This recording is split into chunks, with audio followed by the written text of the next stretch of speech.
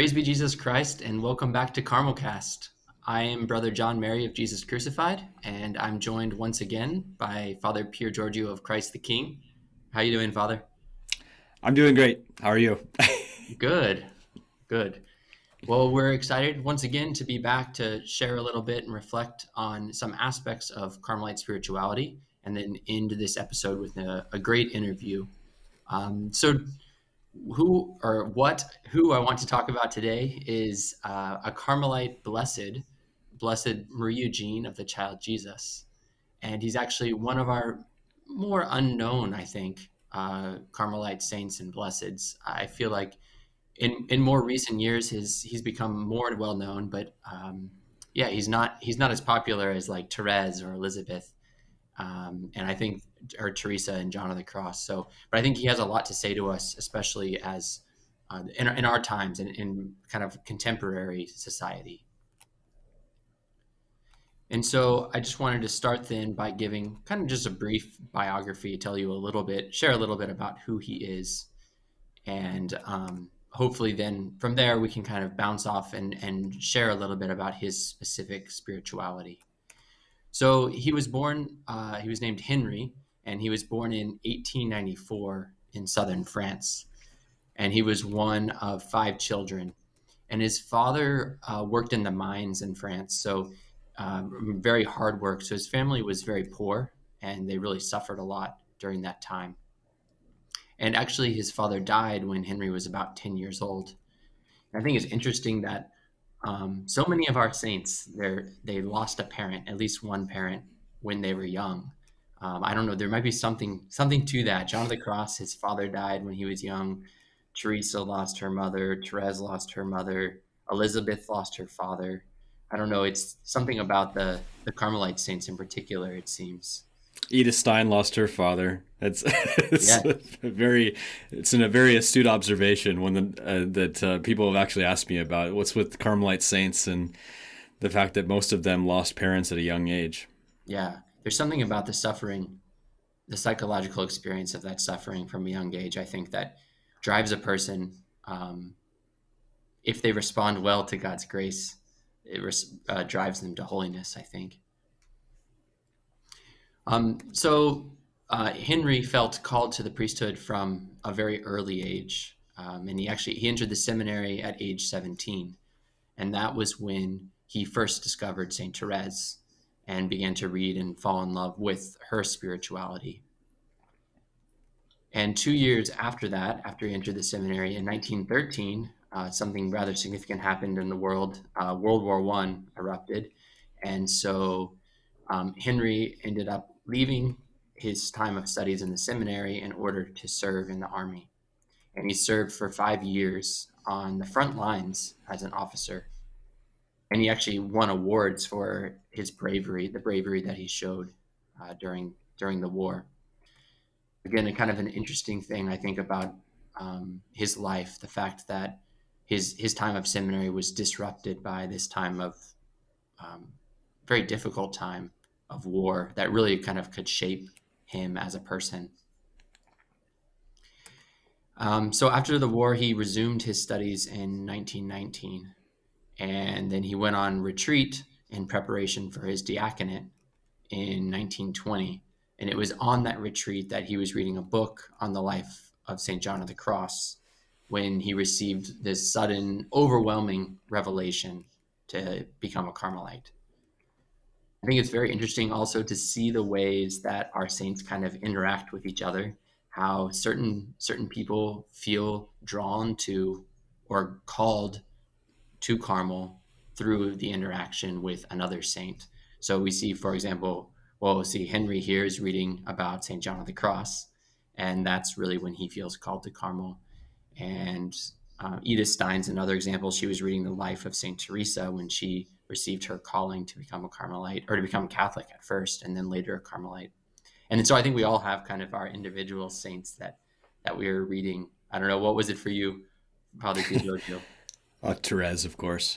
Therese, yeah. And I was a seminarian as well, so I share that in common with Blessed Marie-Eugène. Yes. I was in seminary, not quite a deacon. I was very early on, and read Story of a Soul, and was very much struck by that life of sanctity that she in simplicity, really, and that's really what drew me, was that idea of a simple spirituality. And because I thought I was a new Catholic at the time too, just a few years, and that idea of not overcomplicating things, but loving simply and confidently.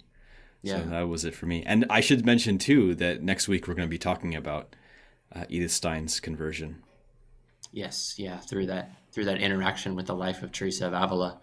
It is interesting. I think it's a good thing actually to mention, as we're reflecting on these ways of belonging to the Carmelite charism, how it is that often this call to become a Carmelite comes through a relationship or a particular, like, even moment of experience of one of the Carmelite saints. It's often through that I think we're drawn. We always say that Saint Therese is our greatest vocation director, and for the friars, because it's really through knowing her that many of our guys feel called to enter to become Carmelite friars. And it doesn't hurt that on the back page of Story of a Soul we put our vocation website URL Yes. for people to see. Right. Yeah, that's true. Yeah. So so Henry's on this retreat to become ordained a deacon, become a diocesan priest, and that's when he really has this call to become a Carmelite. And it's interesting because when he shared this with his spiritual director basically told him that he was mad. And he shared this information with his mother, and his mother took it very hard. She actually told him that if he went, that she would kill herself. And so it was like this dramatic reaction. His bishop didn't want to let him go. His bishop wanted him to remain in the diocese. So he experienced a lot of tension and pressure to remain and not become a Carmelite friar. And again, this is something we see often in the lives of the saints, but also I think in our own experiences of this call to Carmel. There's often this resistance and difficulty that is required in the very fact of entering. Yeah, I'm reminded of St. Elizabeth of the Trinity and her mother, and how long it took for her mother to come around to the idea of Elizabeth entering the Carmel in Dijon. Yeah. Yeah, so Blessed Marie-Eugène, or Henry at this time, he ended up remaining in the diocese for a time because he couldn't be released by his diocese, by his bishop. So he was ordained a priest a little over a year later, and it was on the day of his ordination to the priesthood that he received another confirmation of his call to become a Carmelite. And so less than 3 weeks later, he entered the Carmel in Fontainebleau, taking the name Marie-Eugène of the Child Jesus. And so this was the beginning of his time in Carmel, and really the beginning of something beautiful for a gift to the order of Carmel. One thing that I think is very significant in his life is the years and how God works in his providence. The years in which Marie-Eugène was a Carmelite, and particularly these beginning years of when he was a Carmelite. So this was all around the early 1920s when he first entered. And during those years, we have in 1923, the beatification of St. Therese. In 1925, the canonization of St. Therese. And then in 1926, St. John of the Cross was made a doctor of the church. And so this would have been very just formative in the life of Marie-Eugène, that during these years, there would have been a lot of focus on St. Therese and St. John of the Cross, who were the two that originally had kind of drawn him to Carmel. And so here they were kind of shaping him from the beginning of his time as a Carmelite friar in their spirituality, to share that spirituality with the world. And another thing that's like highly interesting, maybe Father Pier Giorgio can say more about this, but something that's very important that Marie-Eugène ended up doing in his life is having a profound impact on the publication of The Story of a Soul by St. Therese. Do you know much about that story, Father Pier Giorgio? Yeah, well, I mean, we've covered it in a previous episode. Even I think it was the final episode of season 3. I can't remember which episode number that is, but it's all about sort of the history of Story of a Soul and its publication. But was interesting just to kind of review a little bit that you know, when Story of a Soul was first released by the Carmelite nuns, by Therese's own blood sisters, um, they had edited it a little bit. You know, they had omitted certain passages, they had redacted certain things, and so it wasn't necessarily the whole picture of who Therese was. And you know, in order for Therese to at the time, even early on in Marie-Eugène's life, there was talk about Therese being made a doctor of the church. And in order for that to happen, in order to pave the way for that, they really needed to see the original manuscripts. And it was through Blessed Marie-Eugène's really his impetus and his insistence, working with Mother Agnes and trying to, Therese's sister, and trying to get the manuscript, the original manuscript from the Carmel. It took a lot of convincing. Yeah. but what a treasure we have as a result. There's a great story. I think you may know it better than I do, because I think it was actually Father Michael Joseph who discovered it. But the story of Gabriel, Father Gabriel of Saint Mary Magdalene, and Blessed Marie-Eugène. Yeah, I think that it was when they first received these manuscripts, right? The originals, yeah. The original manuscripts, how they were just kind of like stayed up all night, kind of poring over the manuscripts. They were so excited to finally have the original manuscripts. And actually, I have that quote. This is from I think the preface of Story of a Soul. The quote from Blessed Marie-Eugène, when he was Defender General of the Discalced Carmelites, he sent this letter to Mother Agnes. I don't know if we read this in that other episode, but I want to read it now just because I think it is significant. It shows how important this was to Marie-Eugène. He writes to Mother Agnes, "The Church has spoken. The sainthood and the doctrinal mission of Saint Therese of the Child Jesus are universally recognized. From now on, she belongs to the Church and to history. To avoid and to refute partial or mistaken interpretations of her doctrine, and in order that her doctrine and her soul should be more deeply understood, the documents that you have so generously given us are insufficient. Only the original texts can allow us to discover the movement of her thought, its living rhythm, and disclose all the light contained in her definitions, which are usually so firm and precise." So we see kind of this great influence in this letter of kind of pressuring a little bit, but showing that now that Therese has been canonized, she doesn't belong to you anymore in the Carmel. She belongs to the whole church. And so that these documents need to be released. And it was as a result of, I mean, there's clear documentary evidence that differences in the manuscript were influential in making Therese's message stronger and more innovative in terms of making her worthy of that title of Doctor of the Church. Yes, that's right. Yeah, so we can see, the love that Marie-Eugène had for Therese, but also the significant role that he played in this aspect of getting now that we have today, we can publish, in ICS publications, we can publish the complete unedited version of Story of a Soul. Yeah. So Marie-Eugène would spend nearly the rest of his life kind of in administrative positions within the order, as prior, as provincial, as part of the General Council. And he really devoted his life to sharing the teachings of the Carmelite saints, believing that all people were called to sanctify or to sanctity and to contemplation.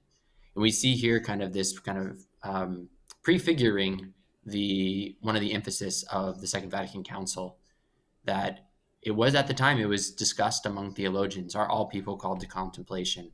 And that's one thing that Marie-Eugène was very strong on. He believed that all people are called to sanctity, and all people are called to this experience of deep prayer through a relationship with Jesus Christ.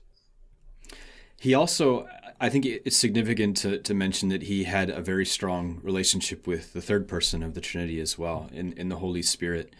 And kind of related to this idea of all people being called to sanctity, he's in many ways like a 20th century Jean-Baptiste Chautard, who's the author of the famous book, The Soul of the Apostolate. And in some of Blessed Marie-Eugène's writings, he makes similar connections that we can't do active apostolates without a strong foundation in prayer, which is a continuation of that insight of Jean-Baptiste Chautard. So it's an interesting, he's sort of like this Carmelite source for the same idea of the soul of the apostolate that I think people should be more aware of. He has a great book that's very similar to Soul of the Apostolate called Where the Spirit Breathes, and it's all about that relationship with the Holy Spirit that is so instrumental in our ability to bring about the kingdom, our ability to engage in the apostolate of Jesus Christ. So another great plug for his contributions to the church. Right. Yeah, and then that brings us to another set of books, 2 volumes of books that he actually ended up publishing. When he was I think he was a prior at the time, there was this group of young professionals, mainly professors at secondary schools and at universities, who came to his monastery and they were asking to be taught about Carmelite prayer. And really, due to their persistence, Marie-Eugène finally agreed to offer a course on prayer and on Carmelite spirituality. And so during this time, he was offering conferences every month or so to this group, followed by a half hour of prayer. And it's from these conferences then that later were published these 2 volumes called I Want to See God and I Am a Daughter of the Church. And so these 2 volumes, I Want to See God, those are the words of Saint Therese when she was young. She said that. And then I Am a Daughter of the Church are the words that she said just before her death. And these volumes are great because it's a practical synthesis of Carmelite spirituality based on the teachings of Teresa of Avila, John of the Cross, and Saint Therese. And he does a great job of weaving all this together in a very digestible form. I've actually been meeting with a group of young adults, on mainly university students, going through this book.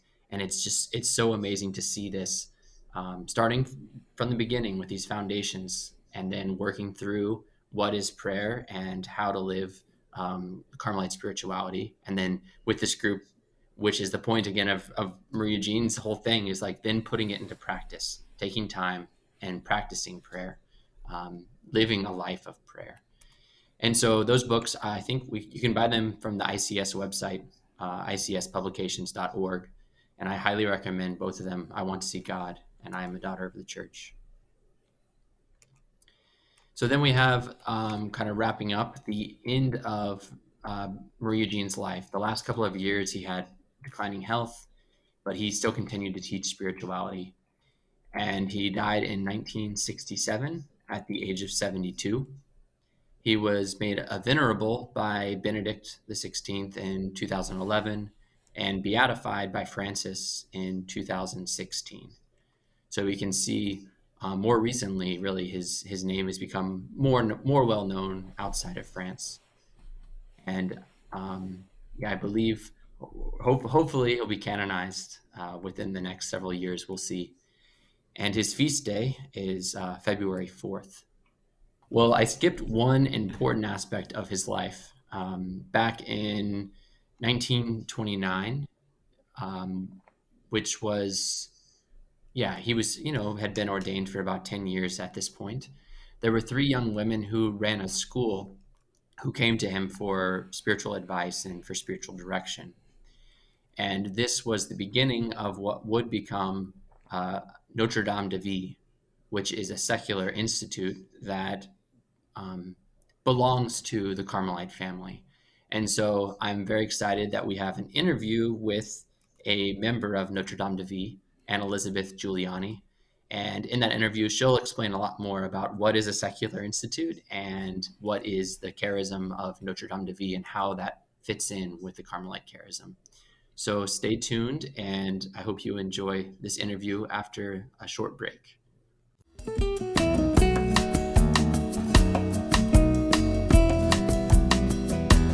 Hello, Anne-Elisabeth. Thank you so much for joining us today and for sharing about your vocation with all of us. Thank you, Brother John Mary. It's a great joy to be with you today on this Feast of All Saints. So my name is Anne-Elisabeth Giuliani. I'm a professed member in the Institute of Notre Dame de Vie, a secular institute founded by Blessed Marie-Eugène of the Child Jesus in 1932. Wow, yeah, so I feel like not many of us even know what is a secular institute. Could you explain that? It's a great secret almost in the church, but no, it's also great news. It's a form of consecrated life that was formally recognized by the church in 1947. So it's fairly new in the formal recognition, but it goes back truly to the time of Christ when he was in the Holy Lands, surrounded by men and women but we know especially of those women who really accompanied him, supported him in his daily life.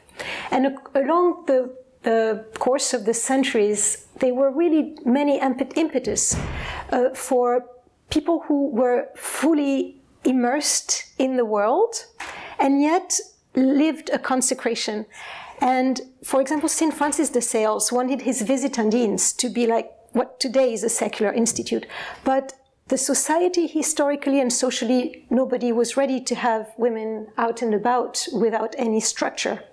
It was not possible to envision it. Between the two world wars in Europe, the church noticed that there were a growing number of men and women, of groups of men and women popping up throughout Europe.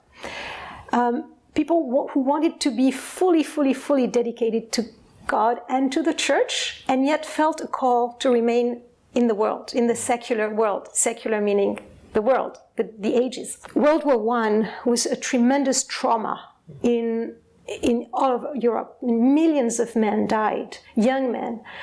And that's when you see the movement of the absurd, of all of these kinds of things in arts and all over. So that was also, these groups were also a response to the fact that the world as we had known it and the church as we had known it was not making much sense. So Notre Dame de Vie was born at that time. I think that was deeply the intuition of Father Marie-Eugène, who is now blessed. He was a young Carmelite friar and priest, young but already quite mature, because he had fought in World War I as a seminarian. And he had seen the atrocities and the absurdity of war in his own, of course, flesh and reflection as a young seminarian. And as a young friar, he was sent to Lille, which is in the north of France, not far from some of the fighting, the war zones. And he met lots of people. He met Maritain, he met many philosophers there, and he was so convinced of the relevance of our saints, the doctrine of Carmel for today. He could see how it was resonating in so many circles, so many milieus. But he also felt, as a very zealous, young, mature man and priest, that it was no longer as it used to be. And he said, I wish we had helps, he would say at the time. It was very new in his mind. He had no preconceived ideas, but he was expressing a need. He said, I wish we had little helps who would live Carmel through and through, as we friars do, but who could go where we cannot go, or where we are not necessarily called to go. So he had this very deeply in his heart, not knowing what it could look like. But you see how it was born of these needs this acute understanding and awareness of the needs of the time, and understanding the necessity to adapt, to adjust, to respond, but yes, with the fullness of Carmel. He really always wanted the fullness of Carmel. So things happened in his life. He was sent to this, he was in the south of France, working in a school. But while he was there, 3 ladies, young women from Marseille, the big city next to it, came to him. And these ladies were on fire for the Lord. They were very seasoned and passionate teachers. And they had founded the first high school for girls in Marseille after World War I. That was the first high school ever for girls in that area. So, but they were very moved and attracted by the Carmelites' saints and writings, especially John of the Cross, but also, of course, our Holy Mother and Therese.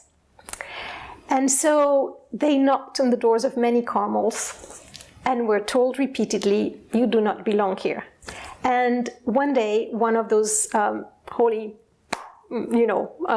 Carmelite mothers at one of the Carmels said, "But you should go and meet Father Marie-Eugène of the Child Jesus." It was at the Carmel of Beaune, who was dedicated to the Child Jesus. And so he received them, and they described the first encounter where he was, in his very simple habit, and they were on their very well dressed. It was Pentecost, and they were impeccably dressed, and so the contrast. But something happened, and he said later that he recognized them. He had waited for so long, and so at the time it was 1929. So the Secular Institute, of course, did not exist canonically, and the only canonical structure was a special secular order. At the time, we would say third order community, that he started with them, but immediately with the desire for them to give themselves fully, even though this lifestyle did not exist canonically. So at the very same time, a property near Avignon, so in the southeast of France where they were to, was given to the Carmelites, to the friars, and they didn't know what to do with it. So Father Marie-Eugène said, "Well, maybe I'm interested, let's go and see." And he discovered there that there was a shrine dedicated to Our Lady Mother of Life that had been present there since the 5th century. So Mary had been honored and had been also given of her immense generosity so abundantly to the people of the region. And especially she would answer prayers for little children who had died or were very sick, or for people who could not have children, giving them the gift of life. So that was, her name was for Our Lady of Life, Notre Dame de Vie. So those women at the beginning, he would just tell them, just pray, do this silent prayer at least 2 hours a day. Of course, they would. When we are in solitude, we tend to do more. And there were scriptures, there was the reading of our saints, the sacrament as much as they could, and that's it for a year. And of course, he would guide them as much as he could, but there was no telephone, no internet, none of this kind of thing. So it was very. And then the other ones were keeping the school, because he wanted immediately. They were ready to give up the school, to forego everything, but he wanted them to live then in the world. So the idea of Notre Dame de Vie for him was that the Carmelite charism, the mystical life, can be lived in the world, which goes with, of course, the Vatican II and the universal call for holiness, that we can live it in all states of life. But in order to live it in the world, because of the noisiness, because there is not the structure that our Holy Mother Teresa gave for the nuns, or for the friars too, then it was absolutely necessary to have long periods of solitude, because if not, it's not impossible to keep the Carmelite flame alive. Even with it, it's hard, right? So this evolved it was approved, of course, step by step by the church, but this evolved with us starting our experience living the life of Notre Dame de Vie for 2 years in a center of solitude. So at the beginning it was only Notre Dame de Vie. Now we have a few other centers, but not many in the world. The life in our centers of solitude, the structure is very similar to what you have in your convent, monasteries, nuns, friars. It's very the similar kind of life. The traditions for the feast days, the reading, you wouldn't be lost there. And after this initial formation of 2 years, we are sent back, as we say, in the world, usually with a profession. And there a job, profession in the sense of a job, taking, of course, the vows, because the church recognized, so in 47, going back to that there was in fact no theological impediment for a consecrated life lived in the world. It's simply something that had not been done, but that theologically there was no impediment. It was new, it was probably coming with its own challenges, its own graces also, but so it was recognized. So that's what we do, and then we're sent back. And so in the world, so the goal, the purpose is really to bring the love of God, this fire that we try to approach and experience in contemplative prayer, to bring it to the world, ever so poorly and with many limitations. So we keep the rhythm of the 2 hours of mental prayer, interior prayer, and every year also we spend 45 days in a center of solitude in retreat, and at least 3 weeks in a row, so that we have really the time to go back deep and to really let ourselves be re-seized by the charism at every stage and in our lives. You mentioned that Notre Dame de Vie started with 3 women. So are there only women who are in the secular institute, or? So women is the largest group, and the first one historically. But very soon after, there was a group of young men, and later 2 diocesan priests who wanted to nurture their spiritual life, who felt a call to the radicality, in a way, of Carmel, but also were called to be diocesan priests. And as we evolved canonically, we are one single institute with 3 autonomous branches. So each branch has its own government. Mm-hmm. But we have a common spirit, and we try to nurture this common spirit as much as we can. Could you say maybe how your particular way of being in the world, your profession or job, how has that allowed you then to bring the Carmelite charism, to bring Christ to places that I'm not called to as a friar, or someone's not called to as a nun? It's a mystery to me still after many years. It still is.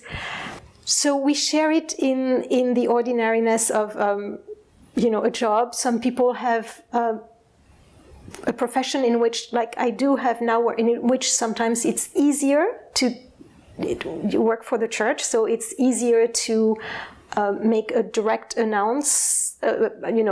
sharing and of what Carmel is and what Carmel can bring. And of course, here at the shrine of St. John Paul II, knowing his deep connection with Carmel, it's even a joy to say, hey, he was praying a lot in silence, guess why? And let's talk about it. So, but some people, and at times I was working as an interpreter, so each time I was, sometimes you have to say things you don't want to say. You have to interpret, and some people say things you don't want to say, but you have to be faithful, and so you do it in a way. You learn also how to represent. I think it's very important for us to think about today in the church, to think again about what is the secular world, what is the world we are in, and how when the council talks about the seeds of the world, the word of God, the seed of the word of God being present, we tend so much, I think, today to separate very much. There is my good life at the church, my good life with my prayer group, my good life with adoration, and then my good readings, and then my life in the world. And sometimes we see people having a little bit of struggle to reconcile it. No, it's the same life, right? And but our saints are so wonderful to show this to us. But at Notre Dame de Vie, we have a special saint that I have to share with you about. Please. Of course, there is Therese, and Therese is, and I was thinking about hiddenness today, but there is a saint who has loved Carmel for centuries, but was not at the forefront, and she represented herself to Father Marie-Eugène. He noticed that every year on the 23rd of January, he received a special gift. I mean, so identifiable as a gift that he began to notice.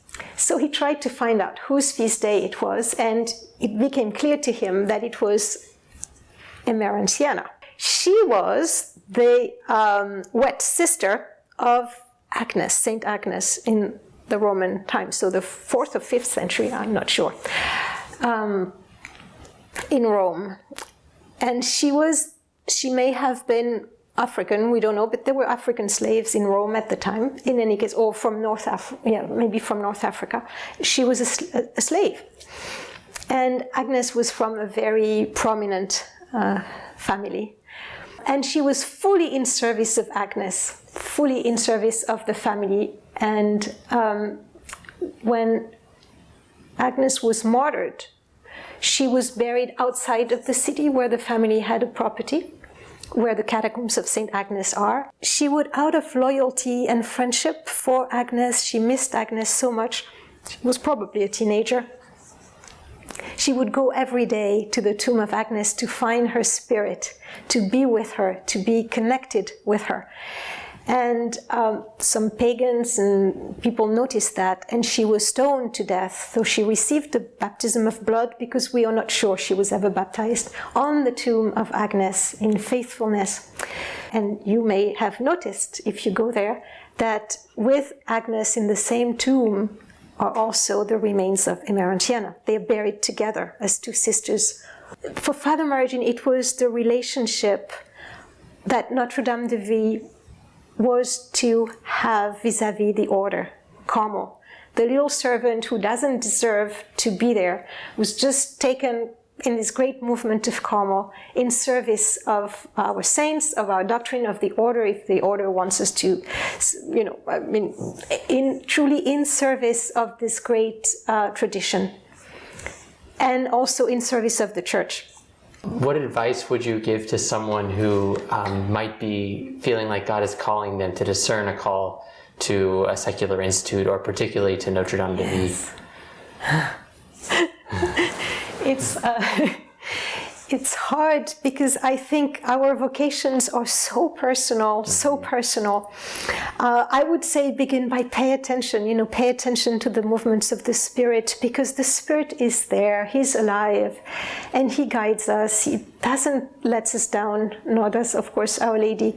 Therese had really transformed my life and her writings, and so I thought that was just one way to live the absolute that I felt so called to. And of course, it could only be in a cloister, away from everything. And look at me, I'm in Washington, the crazy capital of the crazy Western world. And I don't know what I'm doing, but that's where I am. So it took time for me to understand. And that's really this calling for it was very important for me to see that, yes, we could live in a different way, but a radical vocation in the world. And that I was so attracted by St. Paul, but I would see it in Therese's life. Our life is hidden with Christ in God. So that hidden life that Therese speaks so much about, and John of the Cross, of course, and Holy Mother too, in different ways. So for me, that was really what I was looking for. And I was going to Notre Dame de Vie because there I could hear the doctrine and the saints being taught and shared about, which I couldn't find in any of the Carmels I was knocking to. But I thought I was just coming to learn, and then I would go to a Carmel. And one day I had to really, but what really helped me is that the ha-ha moment was really when I understood in the prologue of our constitutions, and it was given to me, I read it, Father Margin said the first prologue, they will forego the religious habit and many of the advantages of the religious state. So all of a sudden, it was something that I was called to forego in order to go deeper and to be even more hidden in a way. I mean, then you have to live it, of course. Yes. It's another story.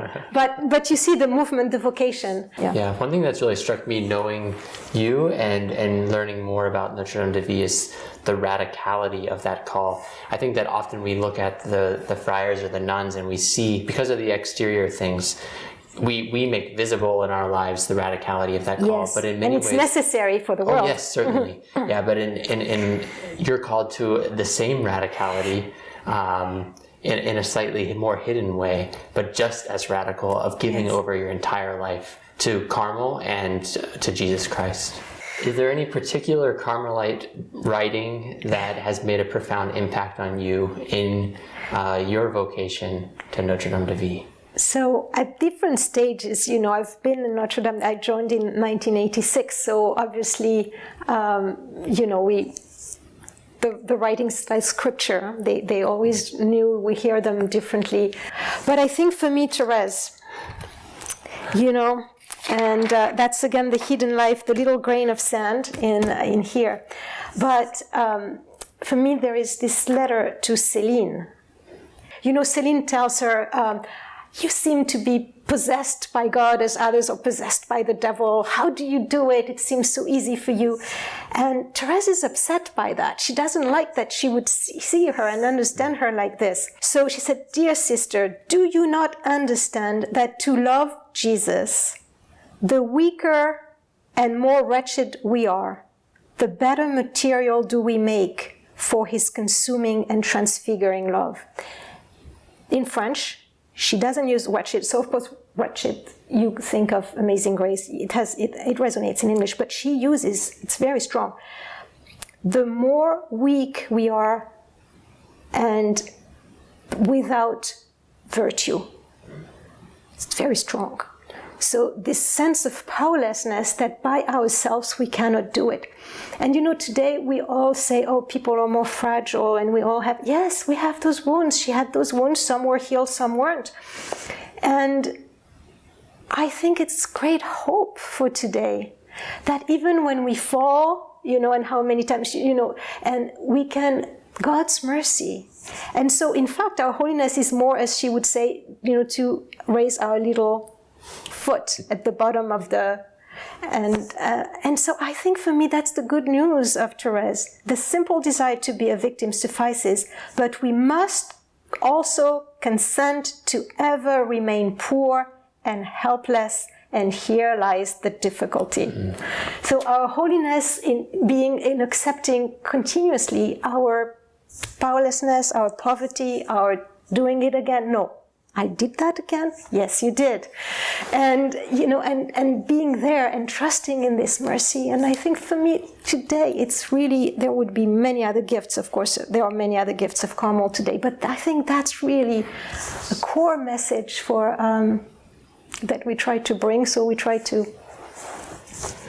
follow that movement. Beautiful. Well, thank you so much, Anne-Elisabeth. It's been such a blessing to hear about your vocation to Notre Dame de Vie. So thank you for sharing with us. Thank you, Brother John Mary. We rejoice in your vocation, and we pray for many more. Yes. God bless you. Thank you.